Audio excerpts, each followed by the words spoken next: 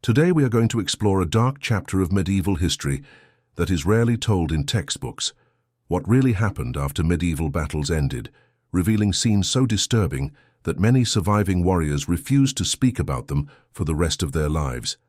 Before continuing with the video, remember to subscribe to the channel for more documentary narratives like this. The sun began to set over a field that, just a few hours earlier, was a verdant landscape of medieval Europe. Now that same soil told a completely different story. The last battle cries had silenced, but the true nightmare was only beginning. What Hollywood has romanticized as glorious confrontations between noble knights hides a reality so brutal that it would defy the understanding of any modern person. Medieval battles lasted hours. What came after could stretch for days, sometimes weeks, and left marks that would never be erased from those who witnessed it. Imagine yourself walking through that field after the last sword stroke had been dealt. What used to be a plain covered in grass now presented a completely transformed aspect. The ground was not simply muddy, it was literally soaked in human blood, creating a slippery and treacherous surface where every step required extreme care. Crossing these battlefields meant navigating a terrain that defied any conventional description. Bodies lay scattered across the entire visible expanse, in positions that told silent stories of their last moments of life. Limbs separated from their original owners rested meters away from each other, like pieces of a macabre puzzle that no one would wish to assemble. The odor that emanated from these locations was something that defied any contemporary comparison. In a matter of hours under the European sun, the bodies began to release decomposition gases that made the air practically unbreathable. Those tasked with any duty in this environment needed to develop a resistance that went beyond the physical. They needed to find strength somewhere deep in their souls to continue functioning in the face of scenes that the human mind was not designed to process.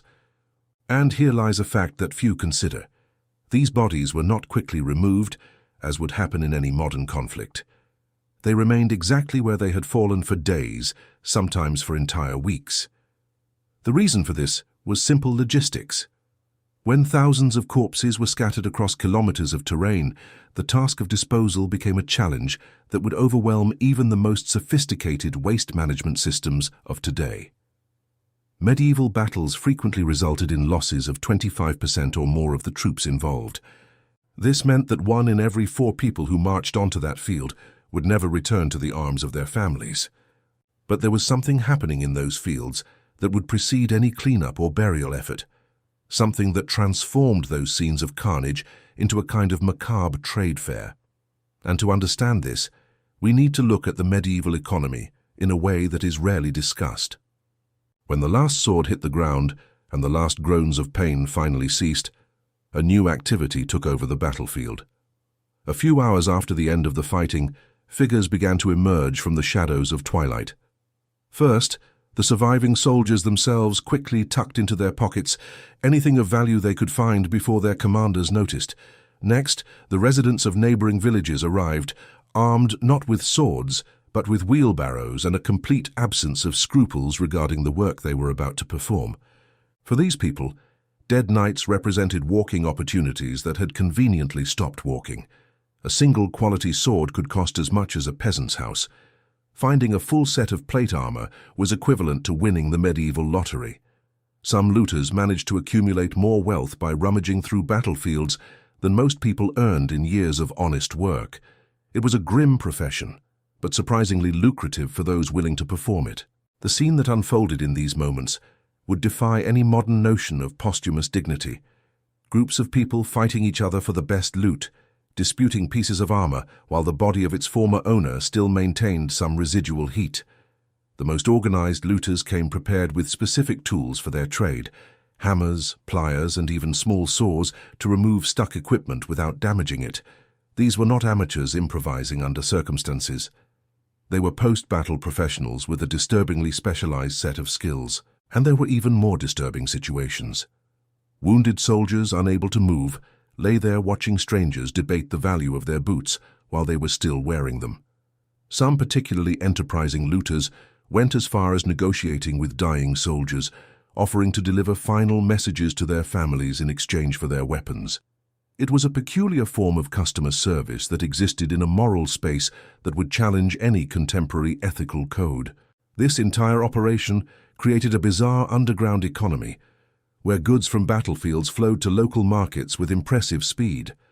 Blacksmiths repaired damaged armor, merchants resold weapons, and everyone pretended not to notice the suspicious bloodstains on the merchandise.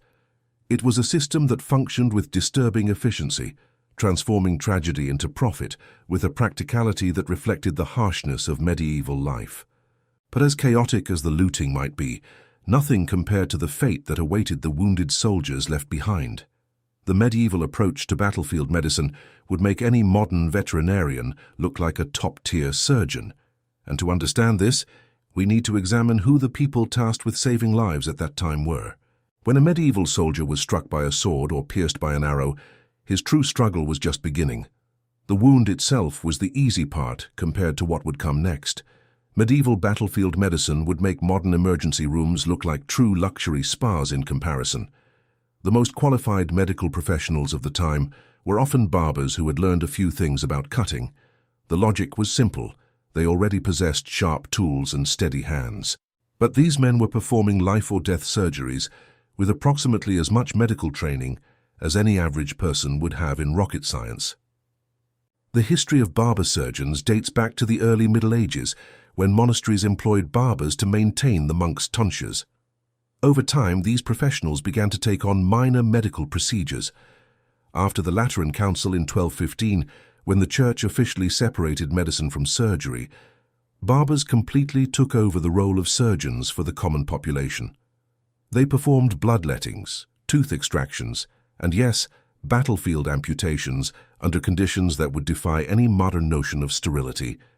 The preferred treatment for serious wounds involved taking a red-hot iron and pressing it directly into the open wound.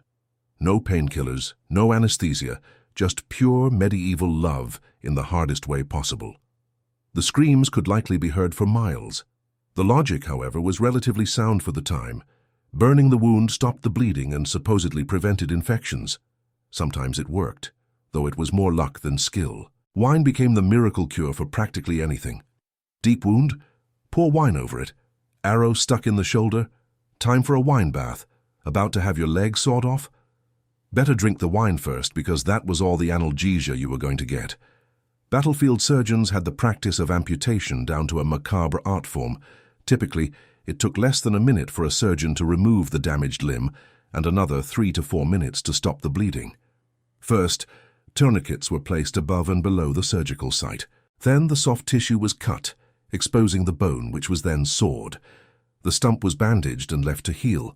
Mortality rates among amputation patients hovered around 39%, a number that rose to approximately 62% for those with high leg amputations. The survival statistics were absolutely brutal.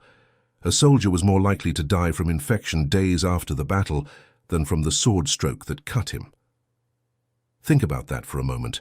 You could survive being stabbed by a 100-kilogram knight in full armor, only to be defeated by tiny bacteria you couldn't even see. It was a cruel irony that defined medieval military medicine, but there was something interesting happening amidst all this medical carnage. Some of these primitive battlefield techniques accidentally stumbled upon medical advances. Those bandages soaked in wine actually helped prevent some infections, even though no one understood why at the time. The pressure techniques used to stop bleeding are used to this day, just with better tools.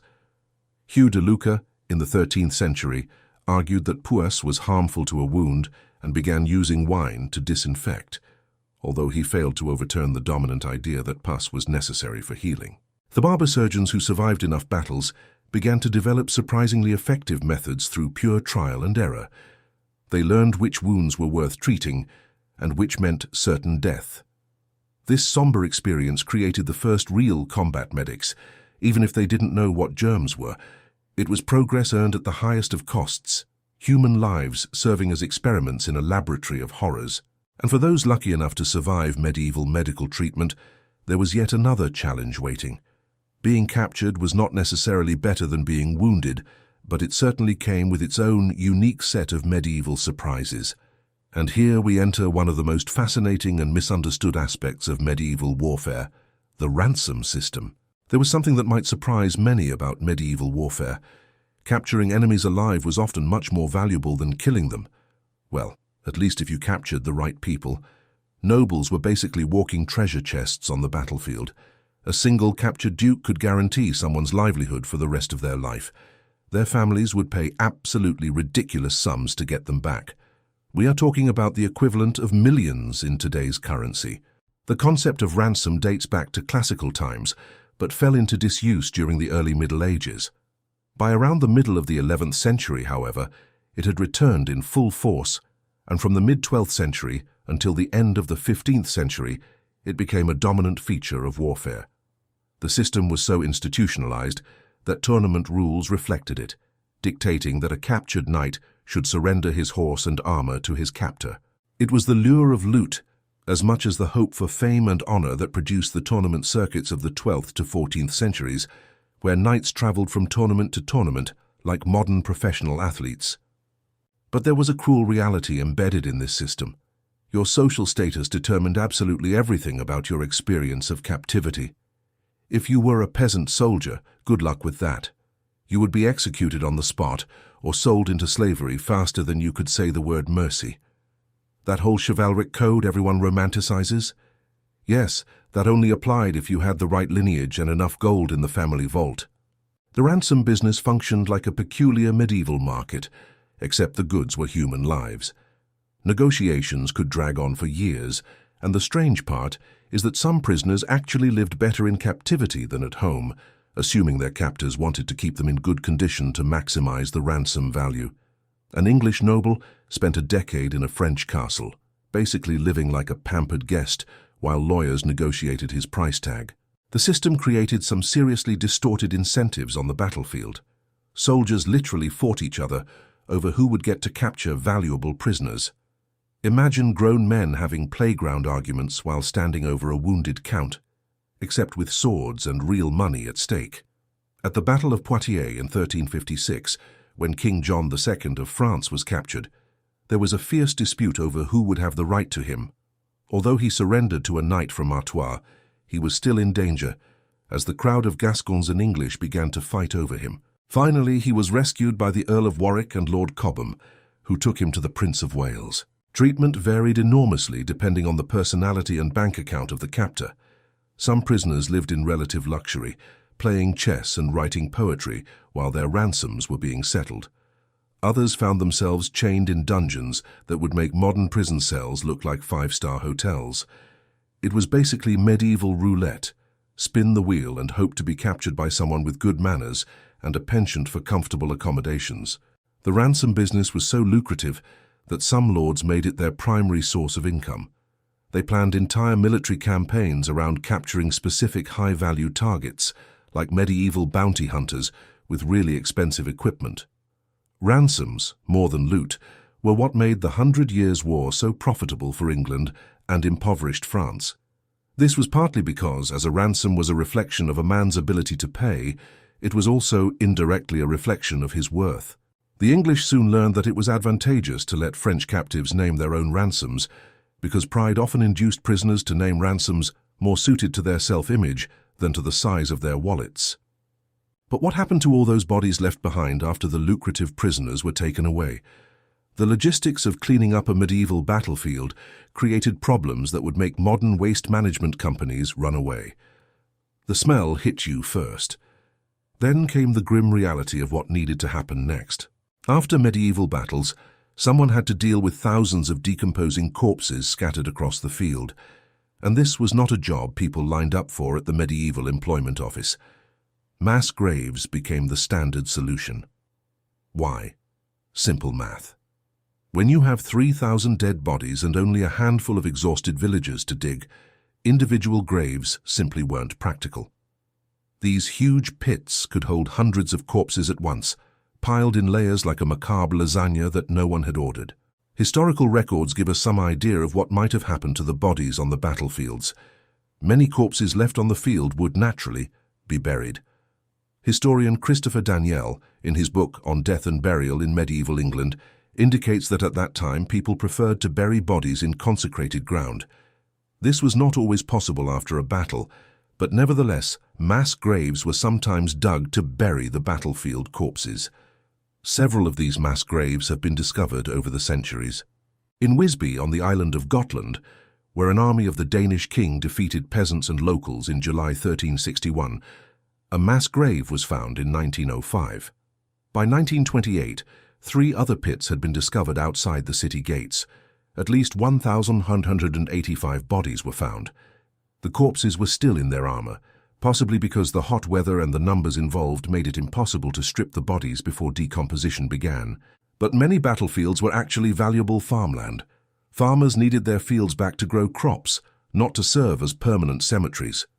So bodies were often removed in haste, sometimes burned in massive pyres that sent black smoke rising for miles. William of Malmesbury reports an occasion during a crusade when the bodies of the fallen were piled up and burned for fear of spreading disease. According to historians, this was rare, and a connection was not always made between the spread of disease and decomposing corpses. The gravediggers themselves faced mortal risks. Working with decomposing bodies meant constant exposure to diseases that medieval medicine couldn't even name, let alone cure. These workers were essentially playing Russian roulette with plague, dysentery, and a dozen other invisible killers every day. And there was the problem of wildlife that no one mentions. Improperly buried bodies attracted wolves, crows, and other scavengers who were not particularly picky about their meal options.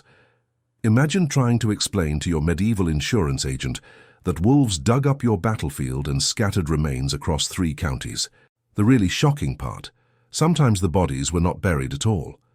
Winter battles were especially problematic because the frozen ground made digging practically impossible. The corpses would lie there for months, preserved like a twisted medieval freezer section, waiting for the spring thaw to make burial viable. At the Battle of Towton in 1461, fought in snowy and intensely cold conditions, the bodies remained on the field for a considerable period before they were properly buried. The local clergy often refused to consecrate these mass burial sites. According to church doctrine, many of these soldiers had died in states of sin, making them unworthy of holy ground. So thousands of warriors ended up in unmarked and unconsecrated graves that no one wanted to acknowledge existed. After the Norman conquest of England in 1066, led by William the Conqueror, penance was instituted as a way to deal with the revulsion many felt for their actions. Even by the competitive standards of the 11th century, the king and his fellow warriors had been responsible for spilling an exceptionally large amount of blood. This careless treatment of the dead spawned countless ghost stories. Medieval people genuinely believed that improperly buried souls wandered the battlefields for eternity, seeking proper rest. Every strange sound, every unexplained shadow became evidence of restless spirits haunting the living. The psychological impact on communities was enormous. Families rarely knew where their loved ones were actually buried. Fathers, sons, brothers simply disappeared into anonymous mass graves, leaving relatives without closure or proper mourning rituals. What is truly impressive is that some of these hastily dug mass graves are still being discovered today. Archaeologists regularly unearth medieval battle sites with hundreds of skeletons huddled together, telling silent stories of battles fought centuries ago. Researchers who studied the remains of 13th-century crusaders found in mass graves near Sidon, Lebanon, discovered that all the bones showed unhealed wounds from stabbing, cutting, or blunt force trauma. Most of the injuries were on the backs of the combatants, suggesting they may have been killed while fleeing, possibly by opponents on horseback. But disposing of the dead was only the beginning of the problems plaguing these devastated communities. The true nightmare was what began to grow and spread in all that contaminated soil and stagnant water left behind. The aftermath of battles created perfect conditions for disease epidemics that would make any modern health inspector quit on the spot. Hundreds or sometimes thousands of corpses rotting under the sun is not exactly what you would call a spa retreat. Dysentery became the unwanted guest at every post-battle gathering. This unpleasant intestinal infection spread faster than gossip in a small town, thanks to contaminated water sources and poor sanitation. Soldiers who survived sword wounds found themselves doubled over with stomach cramps that felt worse than their battle injuries. Dysentery was highly contagious, spreading through contaminated food, and predominantly afflicted the victim with debilitating diarrhea so violent it caused bleeding and often death. But dysentery was just the opening act. The plague decided to join the party too, turning already weakened armies into walking disease factories. Rats and fleas thrived in the filthy conditions, carrying the bubonic plague from corpse to camp. A single flea bite could turn a victorious warrior into a feverish casualty in a matter of days. Then there was typhus, which medieval people called camp fever, for obvious reasons. This bacterial infection loved crowded and unsanitary military camps almost as much as the soldiers themselves. Lice spread typhus from person to person, and since medieval hygiene standards were as sophisticated as a rock, everyone became a potential host. The really shocking part: armies became inadvertent biological weapons as they moved through the countryside. Imagine a group of soldiers marching from village to village, carrying diseases in their bodies like some twisted medieval delivery service. They would stop for supplies, interact with locals, and accidentally leave behind microscopic gifts that continued to multiply. Here is where it gets truly disturbing.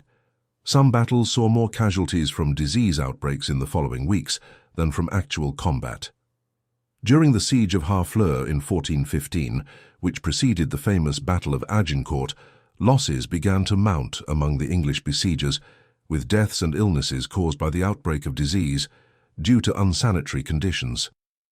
The presence of thousands of men, horses, and other animals in close proximity, along with the waste they produced, meant that conditions were ripe for infection.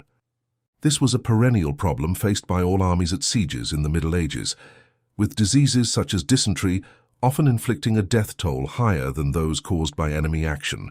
Medieval people didn't understand germ theory, so they blamed these outbreaks on everything except the true culprits. Divine punishment was the popular explanation. Angry gods were apparently very fond of intestinal discomfort as their weapon of choice. It makes sense, right? When you don't know about bacteria, mass mysterious illnesses must look like supernatural revenge. Some commanders even thought enemy forces had poisoned their water supplies with sorcery. Military leaders eventually discovered that moving camps frequently helped reduce disease, although they didn't understand why.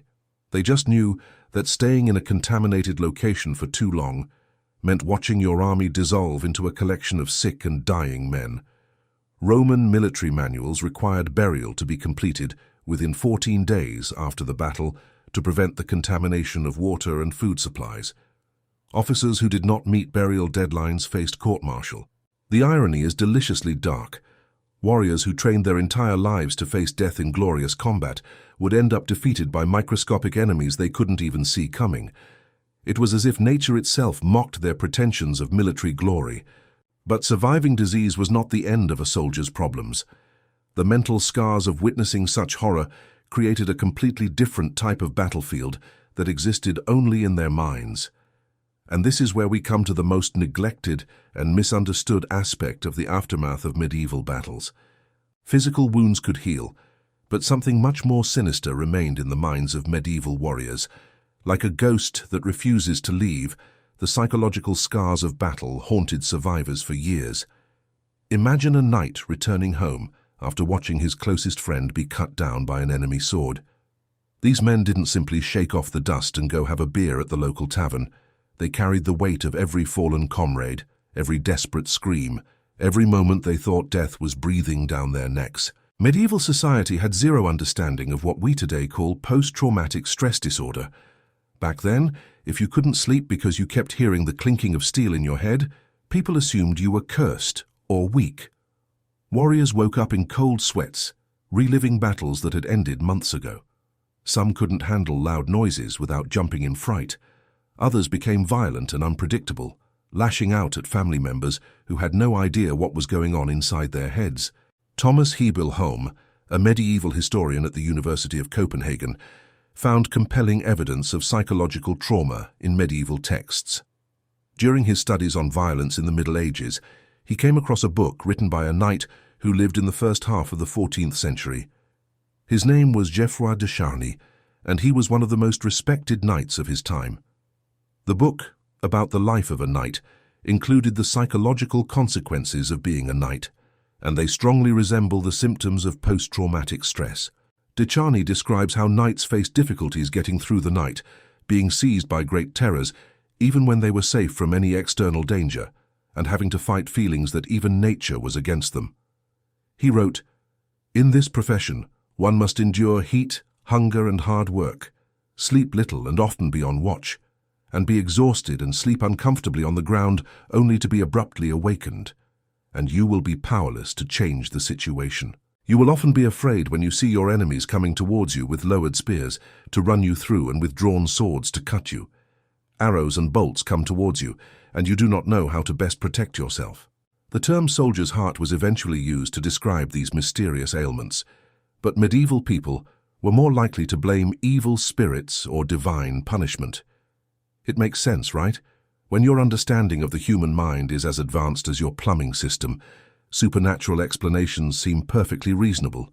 Religious texts of the period also addressed guilt and anxiety related to combat. Penitentials, manuals used by priests to assign penance for sins, often included specific provisions for warriors who had killed in battle. This suggests a recognition of the psychological burden carried by those who had taken lives, even in the context of sanctioned war.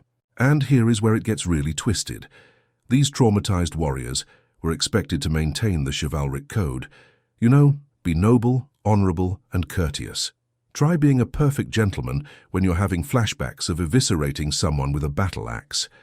Talk about mixed signals. Medieval literature gives us glimpses of this struggle. Knights in stories often wrestled with the contradiction between their brutal experiences and society's romantic ideals about war. They were supposed to be shining examples of virtue, but they had seen things that would make a horror movie director nauseous. Some warriors turned to religion, desperately seeking forgiveness for acts committed in battle. Others became hermits, unable to face normal society after witnessing such carnage. Some developed drinking problems. Medieval ale was likely the closest thing to therapy they had. After the Norman conquest of England in 1066, penance was instituted as a way to deal with the revulsion many felt for their actions on the battlefield. The really dark part: many survivors developed what we would today call survivor's guilt. Why did they live when better men died? This question ate away at them like acid, creating a psychological prison worse than any dungeon. Knights who once fearlessly charged into battle could be paralyzed by simple decisions at home. The same man who could lead a cavalry charge struggled to choose what to eat for breakfast. Combat had rewired their brains in ways no one understood. These invisible wounds shaped the entire warrior culture of the medieval period. The romanticized notion of glorious battle was partly a coping mechanism, a way to make sense of senseless violence. But beneath all that chivalric poetry lay broken men fighting demons only they could see. It was a war that never ended, fought not on open fields, but in the silent depths of the human mind. The families of these warriors had no idea what was wrong or how to help. The psychological trauma was so severe that many veterans preferred to remain on campaign rather than return home, where they felt like strangers in their own lives. Modern researchers studying these ancient texts through the lens of contemporary military psychology find striking parallels with what soldiers of modern wars experience. Medieval knights exhibited signs of hypervigilance, emotional numbing, and intrusive memories. Descriptions of knights being startled by sudden noises or being unable to sleep without weapons at hand mirror the state of alertness seen in contemporary combat veterans. And so, when we look back through the centuries at those medieval battlefields, we see much more than simply conflicts between knights and armies. We see the total human cost of war, a cost that extended far beyond the hours of combat. The blood soaking the soil, the looters disputing spoils among still warm corpses, the barber surgeons struggling to save lives with primitive tools, the prisoners awaiting ransoms in dark dungeons, the mass graves being hastily dug, the diseases spreading like wildfire, and the fractured minds of the survivors. All of this formed a tapestry of human suffering that rarely finds a place in history books or cinematic depictions. Those men were not the shining heroes riding toward the sunset that Hollywood taught us to imagine. They were vulnerable human beings facing horrors that most of us will never have to contemplate. They loved, feared, bled, and broke. The next time you see a romantic depiction of medieval warfare, remember what happened when the swords finally fell silent. Remember the bodies that remained for weeks, the screams during amputations without anesthesia, the families who never found the remains of their loved ones, and the men who spent their lives waking up in cold sweats, reliving battles the world had forgotten. This is the true story of medieval battlefields. It is not pretty, it is not glorious, but it is deeply human, and perhaps that is exactly why we need to know it. If this journey through one of the darkest chapters of medieval history touched you in some way, consider subscribing to this channel. Every subscription helps us continue bringing documentary narratives that reveal the stories books often forget to tell. Leave your comment below sharing your thoughts or any aspect of medieval history you would like to see explored in future videos. And if this content deserves to be shared, a simple like can help others discover these narratives. Together we can continue unearthing the buried truths of the past and honoring the memories of those who lived, suffered, and survived.